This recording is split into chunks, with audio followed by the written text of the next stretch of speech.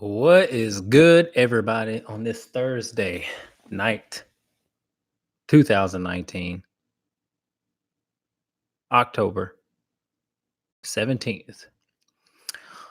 My name is Jeremy Majors with Majors Academy Dog Training out of Green Bay, Wisconsin. And we are live on Facebook, YouTube, and Instagram. This is our weekly dog training Q&A show where we take your questions and get you the best answer possible. Feel free to ask as many questions as you like. We are here until we run out of questions. If you are curious at all as to why your dog does a certain thing or why your dog doesn't do a certain thing, feel free to ask. I've been doing this for about 13 years, and I may be able to provide you with good insight. This week's unique. I didn't tell anybody I was going live, so those of you who are watching for the first time, like I said, don't hesitate to ask questions. All right. And for those of you, I used to call it Thirsty Thursdays because I'd have a drink and I'd talk dogs. So for those of you who are having a beer or a cocktail, cheers to you guys. I hope you're having a wonderful night. All right, let's get into it. Let's ask some questions. Let's get some answers to some questions. All right, ready? Angie says, my dog barks like crazy at the neighbor dog every time he sees it outside. Is there a way to stop this? He likes the neighbor dog and wants to usually go outside and play with it. Yeah, so you have to give that dog a little bit structure in the backyard. Spend some time with the dog in the backyard and do something with the dog in the backyard. Play or take it for a walk in the backyard. It's okay. You can leash your dog up and put him in the backyard. What you have to do is learn how or teach the dog how to control those impulses. That dog is a trigger. Your neighbor dog is a trigger for your dog. And so it has to be shown that dog under your control in order to be able to learn how to control that impulse. Because right now it's just in reaction mode. Your dog sees that dog and then reacts. But your dog needs to see that dog under your control in order to control itself, if that makes sense. So there's a number of things you can do, but bottom line, you have to spend time with your dog out there so the dog has a chance to think about something other than the neighbor dog. All right. Thank you for your question. Feel free to ask another. I also can answer anybody out there who is looking for anything. Usually do a shadow program. There's a bunch of people that have been asking me for a shadow program lately, and I don't usually do them, only when I have some free time. But I'm quite busy, and my time has become very, I guess, more precious now that I have a 1-year-old. But I don't. Every now and then I'll do a shadow program when I have the time. This week, I am going to be speaking for, be a part of an event that the Wisconsin Health Department puts on every year. And it is going to be in Madison, Wisconsin. They want me to speak. And the topic is going to be,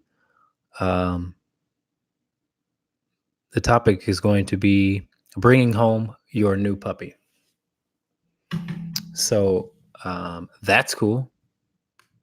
I'll be able to talk to a whole bunch of people. I'm putting together a slideshow. It's going to be pretty daggum cool. Speaking of bringing home a puppy, I've been doing a lot of thinking about it because I've had to. And I don't like to take dogs under a certain age because I want my training to really stick when I give it to them. When I do train dogs. So So I have a certain age that I like to train dogs, puppies especially. I don't train them often, but it's a good refresher to uh, to have a puppy every now and then. They're a lot of work, obviously, but it sort of renews, certain knowledge that I wouldn't otherwise have access to.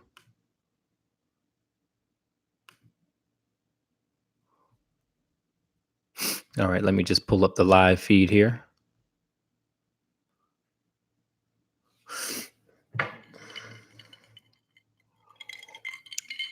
So let me just talk to you guys about something real quick that I think is a major problem in today's dog world.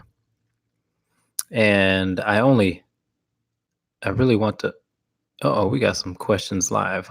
Okay, we'll take a rain check on that. All right, Jeff.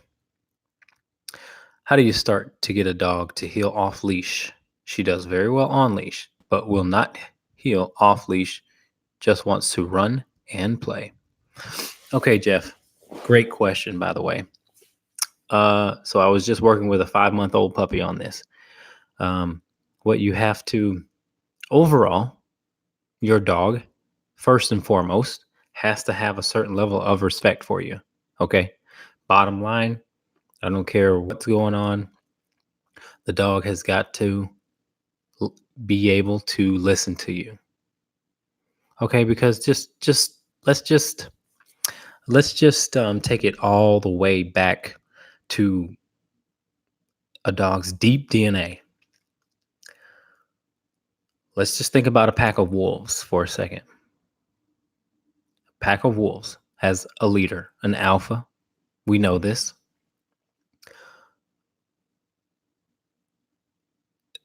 And so, group dynamics when it comes to a pack of wolves, the leader goes and the pack follows. Leader's not saying, come here. They just go. When the leader stops, the pack stops. Or the pack kind of mingles but doesn't go too far. Okay? So we want to dig into a dog's natural pack drive.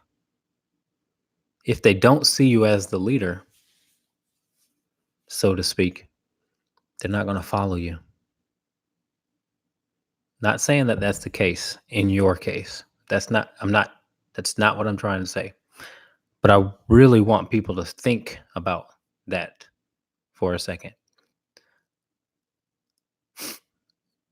We know that many dogs have heavy pack drive, and pack drive simply is the need to be by their owner or their pack. Some dogs are more independent than others. And so keeping it very basic like that. Okay. Just wanted you to sort of hear that. Now, when you're on leash, when the dog is on leash, let's define what very well means. Because in my mind, if your dog is doing very well on leash, it should do very well off leash. So very well on leash means she means she is still in follower mode. Okay. When you turn, she turns with no tension on the leash. So you're walking forward and you decide to turn. The dog is paying attention to you so much that there's no tension that's on the leash. The dog just turns with you because it's that in tune with you. And then when you stop, the dog should stop. No tension on the leash. The dog should sit or stop. I don't care if it sits, but the dog should stop. And you should be able to pause, tie your shoe, check your phone, and the dog not try and move you.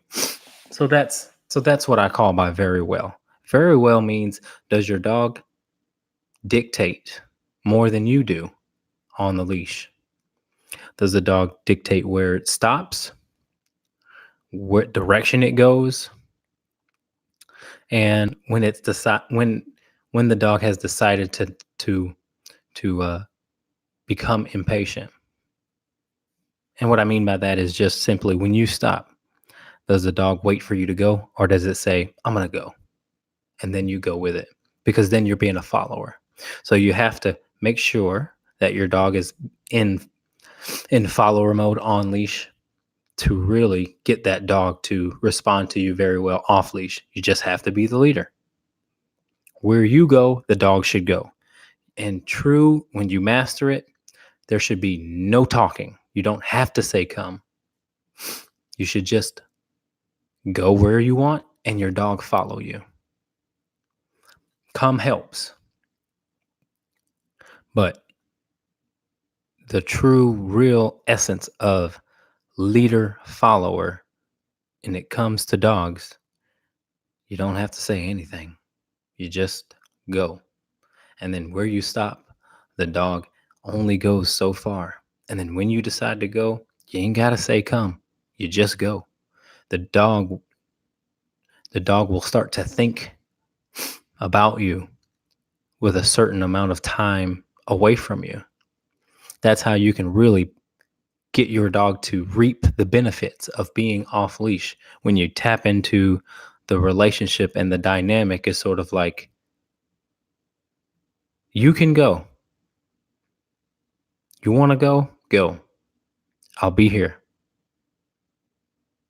Or you want to go so bad, I'm going to give you the freedom to go. But I'm not going with you, because I'm not following you. I'm not playing chase with you. I'm smarter than you sometimes. So that's it. That was kind of a long rant on that, but I'm really passionate about that. That's dogs. I mean, when people realize how cool it can be to, man, dogs love it. I'm going to upload a video of that 5-month-old rot puppy, and people need to. So this is what I'm going to bring up in that seminar that I'm doing in Madison. People need to realize and take advantage of the puppy's pack drive. A puppy is going to follow you. Use that to your advantage. Make the dog get used to following you. That puppy off leash heals with me already, and it's not because any it's not because I have a certain technique or this or that. The dog just knows. He kind of just believes when I say something, I mean it. That's all. There's nothing else to it. You know, dog is very smart.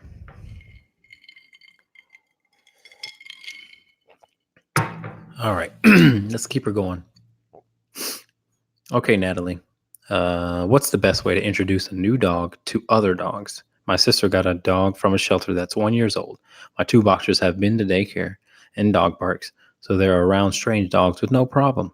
The shelter said the dog gets along with others, but on leash, there seems to be tension when they meet up, and there was some snarls.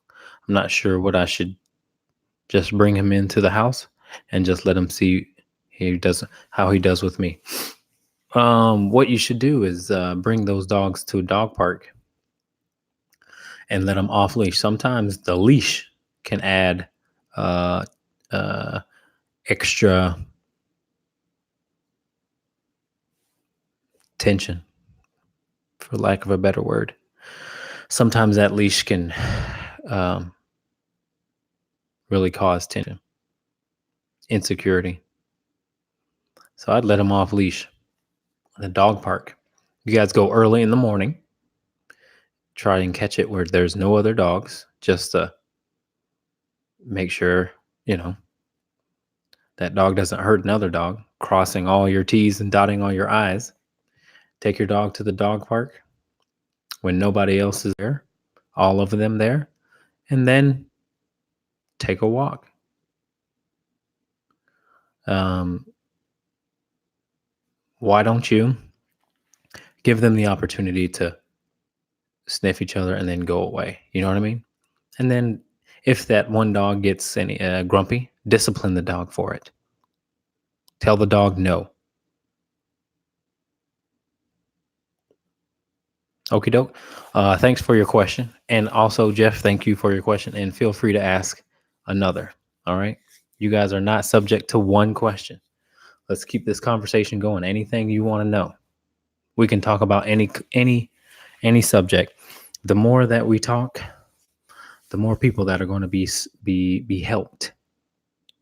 And because there's not really a problem that some other family isn't struggling with. Okay. Had a phone call this morning. Dog is an Irish setter, biting everybody in the family, attacking the resident dog. Won't let certain people in the bed. Won't let anybody in the bed unless he's ready to. Unless he's in a good mood. And has had prior training before, but yet decides to bite. So I told her, dogs come here, and they normally know how to sit, how to down, how to come. They know what to do because they've done it before. So it's not about teaching them those things.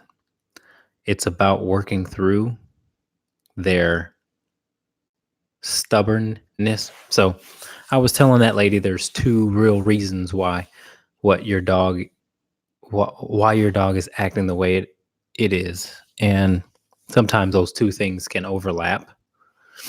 So the Irish setter was attacking its shadow. So the person that called me was saying, oh, it must have been abused. I don't know. It must have been abused because it attacks shadows. And then the dog, the person also told me that the dog, again, won't even let them change the sheets on the bed if the dog is on the bed, or if the dog is laying down on the couch and anybody comes and sits down on the couch, then the dog goes after him. So I don't know why people do this, but there's many people that go ahead and say the dog must have been abused, and that is their sole reason for why the dog is acting the way that it's acting, biting and stuff like that. Because when it comes down to it, we're so quick to blame it on the abuse and what the dog went through before. But more times than not, I find that it has little to do with the past and more so to do with the lack of leadership. Because, all right, I always tell people I'm not going to discard what the dog has been through. We don't really know.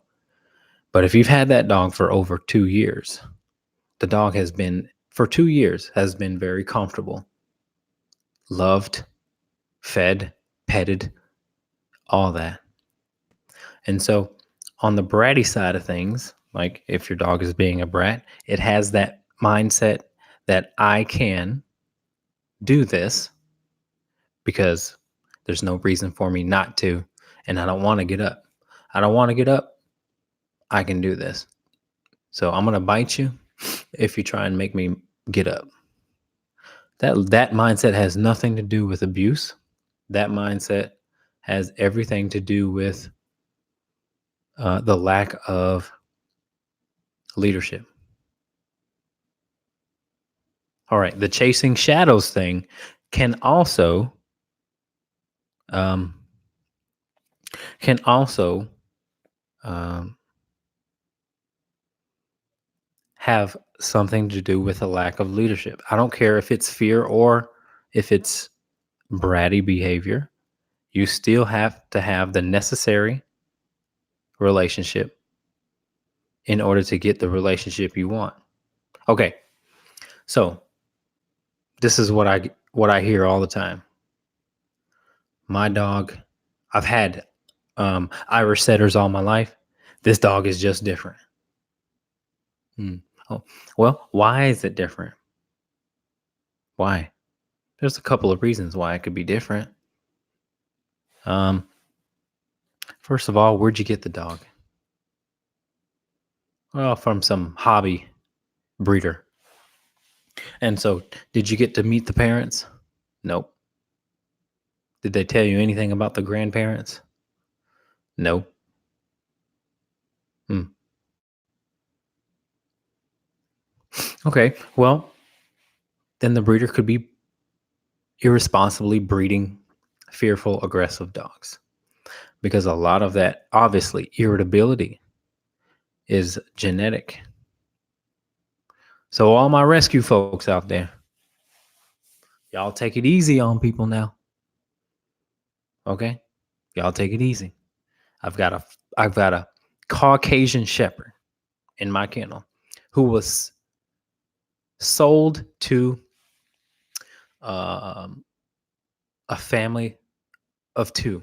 One's a woman and one's a autistic child. And the dog attacked the autistic child.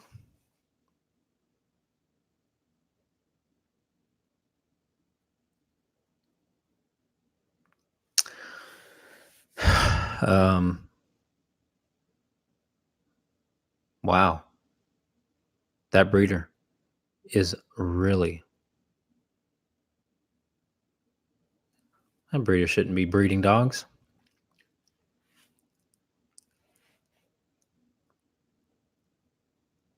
You're breeding dogs. That dog obviously is predisposed to be a protective, aggressive dog. You're going to sell it to them? You're going to sell it to them. You don't care who you sell it to.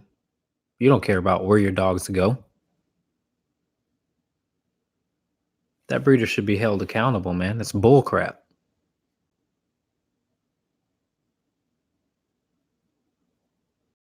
That dog is huge. It's got this family intimidated. They didn't sign up for that. They certainly didn't know what they were getting into. It's crazy. It's ridiculous, man.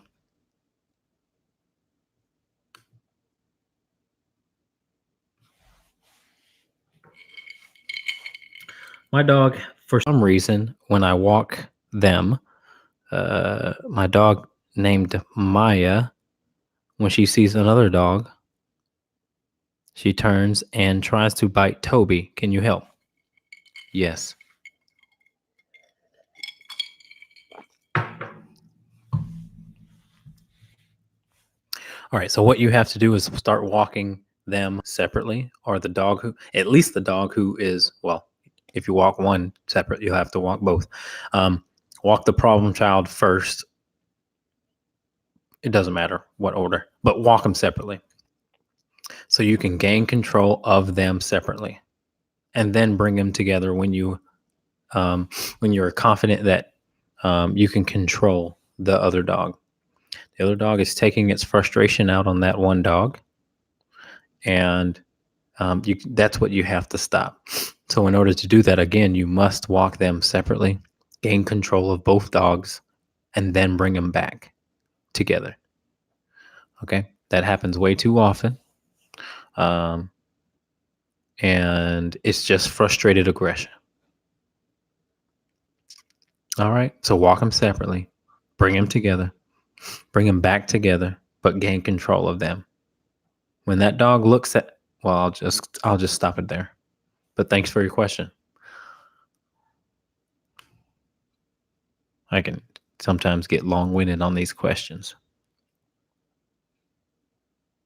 So anyway, back to what I was saying. Listen, breeders, again, they have to take into account who they're selling their dogs to, especially if they're predisposed to be a protective breed. They're huge, they're scary. The Caucasian Shepherd, look them up if you don't know who they are or what they are. Look up Caucasian Shepherd. Man, those dogs are no joke. And you're going to sell it to a family like that? I'm thinking about calling up that breeder and making a stink about it, man. What's up with that, man? You know what I mean? So that's how I feel about it. I can attest to that. Walking them separately is a game changer. Yes, indeed. Um,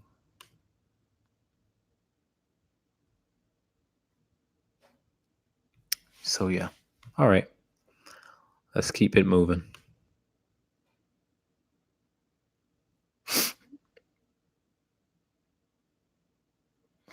All right, my dog is 8 months old. 8 months old, and I can't get them to walk on a leash. He sits down and won't move. Okay. Well, 8 months old is plenty old enough to use a collar or a slip lead. Maybe start with a slip lead. I don't know. It depends on what kind of dog it is, but get your dog to move with you by teaching your dog that the train doesn't stop. So you keep walking, the dog will get it. If you stop, then the dog will know that it can stop you. But once the dog is convinced that it can't stop you, it will stop trying to stop. All right, keep it moving. And for a while, don't stop when the dog stops. Because sometimes the more a dog can dictate on the walk, the more behavior it can display, like stopping when it wants or stop walking when it wants. Um, and so once the dog learns again that the train doesn't stop, it won't try and stop you. All right. Those of you who are just joined in, please feel free to ask any questions you like.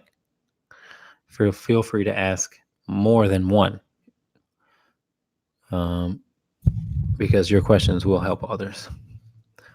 I appreciate all you guys watching. All right. Let's keep it moving. Okay.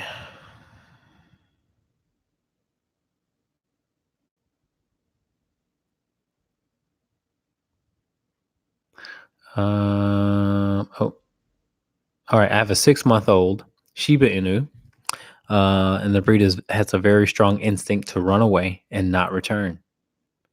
Worse than hounds, I hear. With the right training, do you think Shiba Inu could ever be off leash? The owners have had a hard time controlling the dog and catching her when they go out of dog park, blah, blah, blah. Okay. Yes, I have trained Shiba Inus, and I have been able to get them to be off leash, no problem. They are a little bit more, I'd say, independent. You know, I think dogs of American bred origin are more pack driven. The Golden Retriever, the German Shepherd. These are dogs who have been bred by us for a long time. Lab, and those dogs are kind of fits in our culture. You know what I mean? Happy go lucky. That's sort of our American dog. Even boxers, happy go lucky. That's how we like our dogs. But when you start get into sort of the dogs that aren't necessarily, and especially Asian breeds, those dogs are different. The Shiba Inu, the Chow. What else? I mean, I would even classify the Husky in that sort of deal. There's another one, I think, the Schipperke. I'm not sure of that origin, but they kind of act similar. Um, those dogs are different because generationally they are bred to conform to a different culture, and so they act different, more independent. So that's that. But yes, I will train the Shiba Inu the same way I will train a lab, a pit bull, whatever it may be. Okay. Next question. E-collar training my 4-month-old husky mix due to fence fighting with my neighbor's dog. My question is, when escalates, I can crank up his e-collar to 130, and it doesn't seem to even acknowledge it. Ultra 280 e-collar C.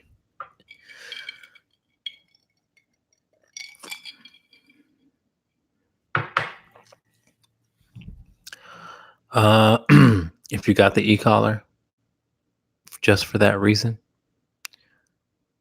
you're not using the e-collar right. The e-collar is not for just to tell the dog no or to stop a behavior. If you read your manual, the e-collar, it clearly says the e-collar is for proofing commands that it already knows. So when you put that e-collar on and you crank it up to 130, dog has no dialogue with the e-collar. That dog has no dialogue with you. The dog is just being irritated by when you press the button.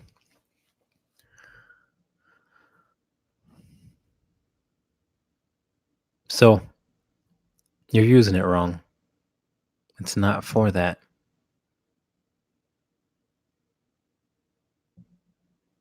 It's to proof what the dog already knows.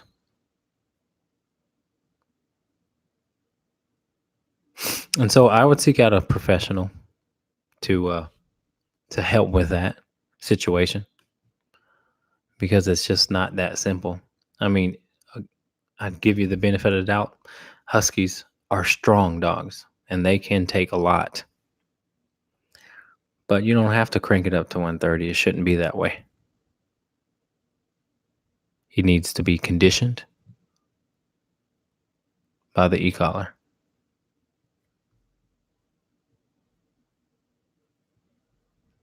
All right. Thanks for your question, and feel free to ask another. All right, you guys, man. Hey, keep them coming. You guys are asking great questions. And again, the more questions you ask, the more people are going to be helped. All right. So those of you who are having a cocktail or a beer, cheers to you. It's Thirsty Thursday. Okay. Hey, Jeremy. Hope all is well. We have contractors coming in and out of the house, and we want to teach our dog the place command. Let's see. When she's on leash, she seems to be very tense. Is this something I can work on, and how do I proceed? So when the dog is tense on leash, you got to make sure. Hi, Megan. How are you? You got to make sure that there's no tension on leash, because no tension on leash really addresses the mindset of the dog. Okay, when there's no tension on leash, the dog is too busy listening to you sometimes than listening to itself. When there's tension on leash and the dog is want the other dog or a human, then that's what's going on.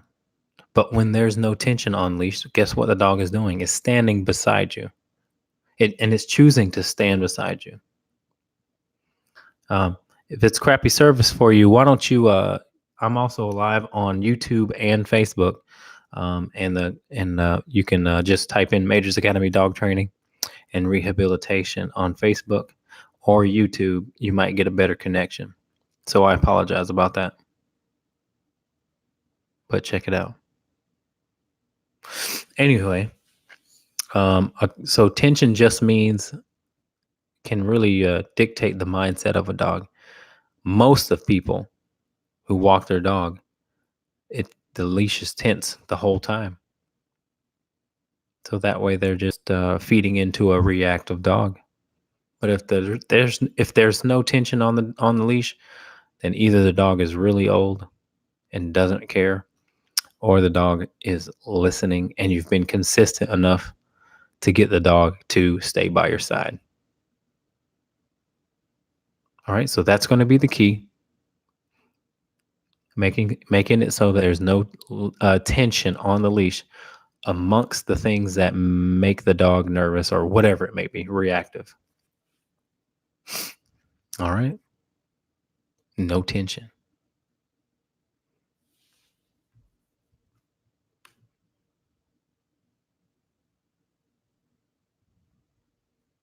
What else we got?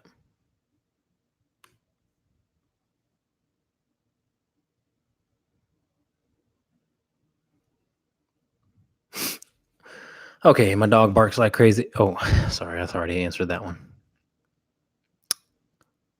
All right, next question.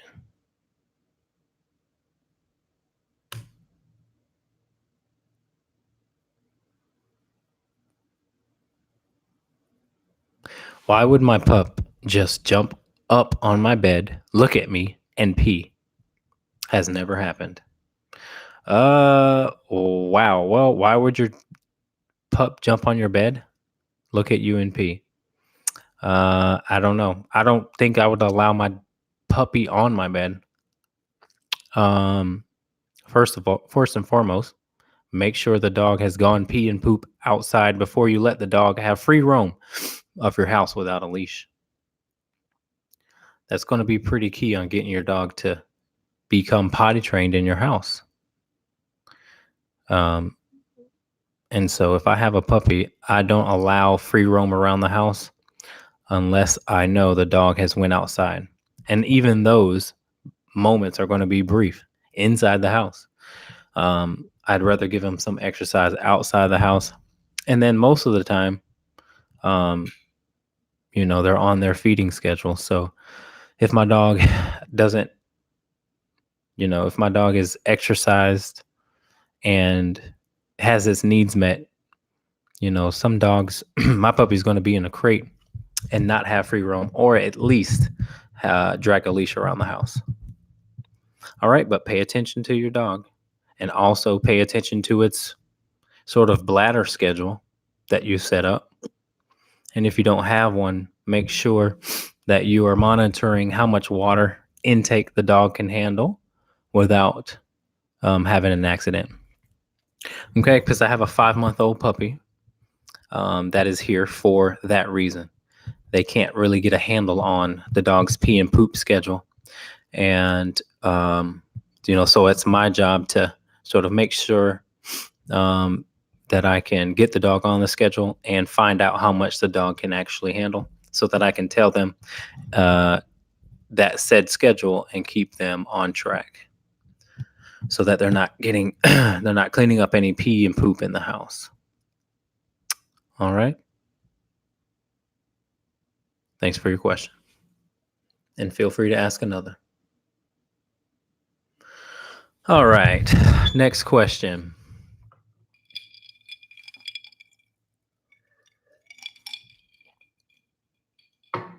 Do you do pack introductions for new dogs? Do I do pack introductions to new dogs? Yes. I mean, yes. I usually, what I advise people to do and what I do are kind of different. Simply because I have my dogs under voice command. And when I bring a new dog into the yard, I can give the new dogs, the proper space. And so when my dogs, when I bring that new dog into the yard and I say go away, um, then my dogs go away until the dog is that I'm working with is comfortable enough to go up to them. But after uh, that initial seeing of the new dog, so sort of when the novelty wears off, right? Because there's always that period of when new dogs see new dogs, and it's like, who are you, who are you, who are you, who are you, and they want to, become excited. So after that has worn off, and then I allow the dog that I'm working with to interact with my dogs. But if I'm working with a fearful dog, then I'm going to wait until the fearful dog is more comfortable. So that may not even be the first session. That first session may be the dog just hanging out in the yard with my dogs, with me, and no greeting at all. So it depends on the dog too, obviously. But it also depends on, I mean, more so than anything is the mindset of the dog that I'm working with. Once the dog is in a good mindset, then we can take new steps, more steps. All right. But for people that I recommend, I would say to avoid territorial issues, jealousy issues, and obviously resource issues. So no toys, and neutral territory, and constant movement, and dragging leashes, so that dogs cannot become possessive of owners, dogs cannot become possessive of toys, and dogs cannot become possessive of territory. So neutral territory, dogs dragging leashes, and constant movement from humans, so that the dog can move away from conflict when they feel uncomfortable. But that's sort of more so towards dogs that don't really have too big of a fearful past. But anyway, that was a big rant on that. But it's kind of so like I said, I kind of advise other people differently than what I would do with my dogs. But my dogs met a lot of strange dogs. So that's that. All right. Let me make sure I got all the questions here.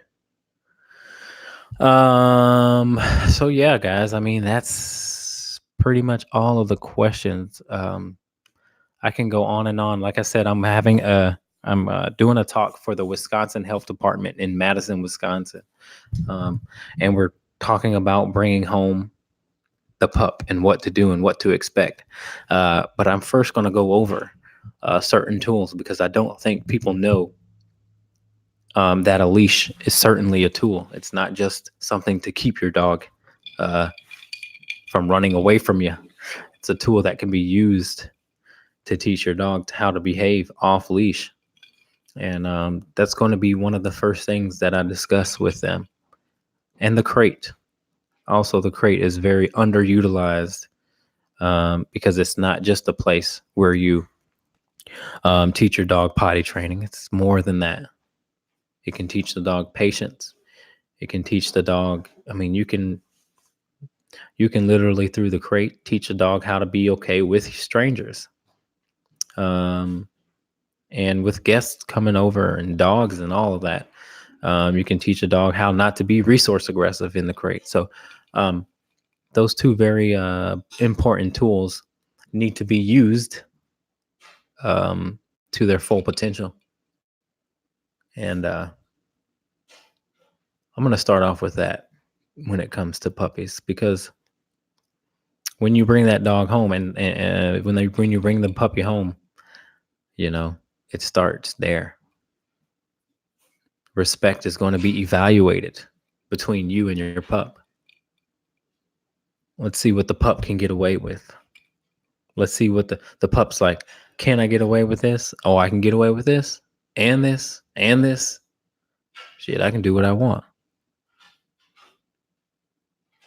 Anyway, okay, got a couple questions coming in. All right, does the ear position go for off leash as well? My female is jealous dog, and every so often goes after my male dog. Just almost always draws blood. My female is jealous dog. Okay, so it depends on what your dog is jealous over. I'm guessing it's probably you. When you pet your male dog, maybe the female then goes after your male dog. All right. And so what you have to teach your female is that it's not okay to fight. All right. She can deal with her jealousy in a different way, and you got to show her that. And then in doing that, the dog learns that it's okay to, or the jealousy sort of goes away, is what I'm trying to say. So you should gain the ability to pet one dog at a time. And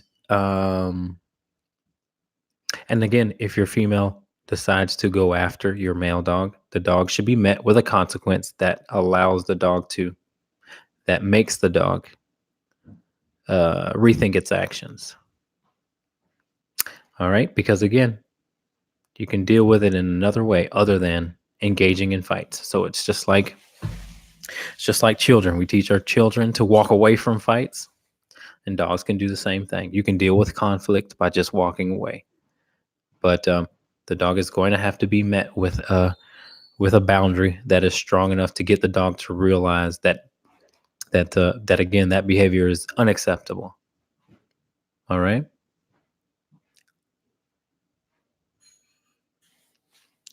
Thank you for your question.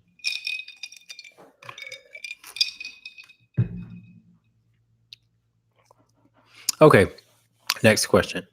My dog gets along with people and very playful with other dogs except my neighbor. Obviously a territory issue. Now, can we resolve, or how can we resolve? Well, like I said earlier, this is kind of very similar to the question that I got earlier. What you have to do is, when your dog is in the presence of your neighbor dog, get your dog to listen to you. No questions asked. Get your dog to do something. No questions asked. Excuse me. So, and there's many ways you can go about doing that. All right. This is actually then going to teach the other dog too, not to be reactive to your dog. Because if they're just two dogs being reactive to each other, it is because both of them are out of control. But sometimes if you get one dog in control, then the next dog sort of comes to a point where they think it's pointless to react, because they're not reacting to anything. You don't really see a dog become reactive to a calm dog. All right. So it's all about getting your dog to be calm in the presence of that dog. And it'll take some time. So I'll just briefly go over one way that you can do it. Either keep your dog on a long leash. Get your dog to listen to you when you say come and down. Get your dog to do duration work with that down. So you should be able to gain the ability to tell your dog to come. And then when it comes to you in the middle of the yard, you tell the dog down. And the dog should down for at least a minute, if not 2. Dog shouldn't get up on its own accord. What you're going to teach your dog is that anything that dog does, it doesn't have to react. Because if any behavior is obsessive, you have to intervene. It is our responsibility as dog owners to intervene on any obsessive behavior. Obsessive behavior is out of the dog's control because we've allowed it to be for so long. All right. So your dog will become humble. It will actually learn. It will start to become more soft, more calm if you can stop the obsessive behavior. Dog must listen to you, though. Everything happens through you. All right. Thanks for your question. All right, you guys. I think that's it. Unless you guys want to, hey, somebody else got a burning question, the last little question. You better type them right now because we getting ready to. Well, I got a little bit left in my cup, so I'll give you a little bit of time.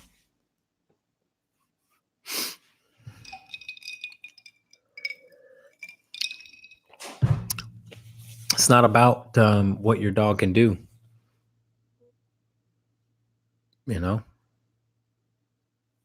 I got a border collie who's as smart as a whistle, but it's about getting the dog to listen to me and not listen to himself.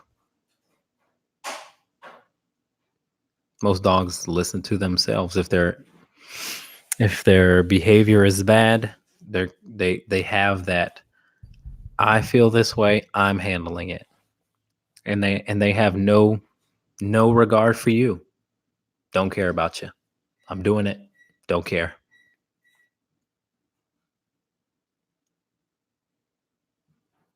So that's the smart dog psychology. I can do this. I mean, she'll probably yell at me. He'll probably yell at me. They'll probably yell at me for 2 minutes.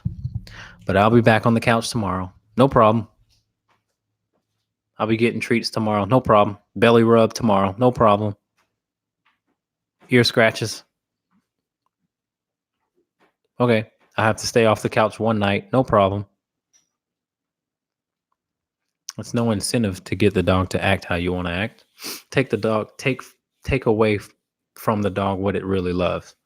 If a kid is making bad grades in school and still gets to play video games, what's the incentive to make good grades? I'm going to be playing video games tonight. No problem.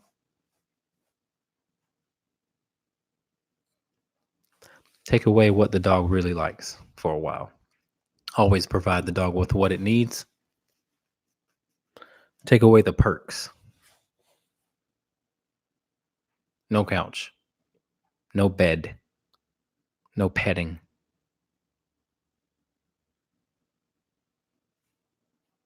Distance yourself.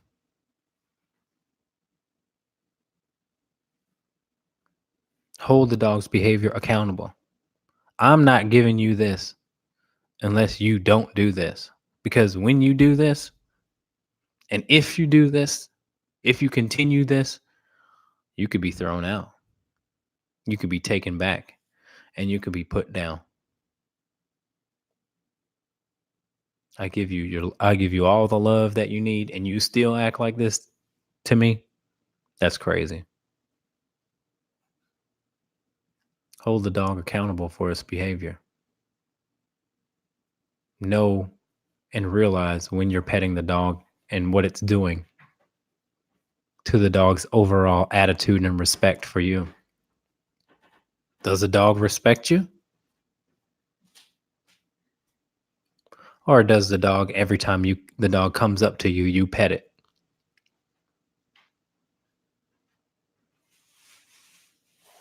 Are you petting the dog for you, or are you petting the dog because the dog actually earns to be pet? Are you petting the dog because it makes you feel good? That's fine. unless the dog is acting like a fool. So you always gotta kind of meet the dog where they are. Unless you're fine with the dog biting people, then pet the dog. Pet the dog all you want. But if you can't stand the biting, you might have to sacrifice the petting. Try it. See what you get.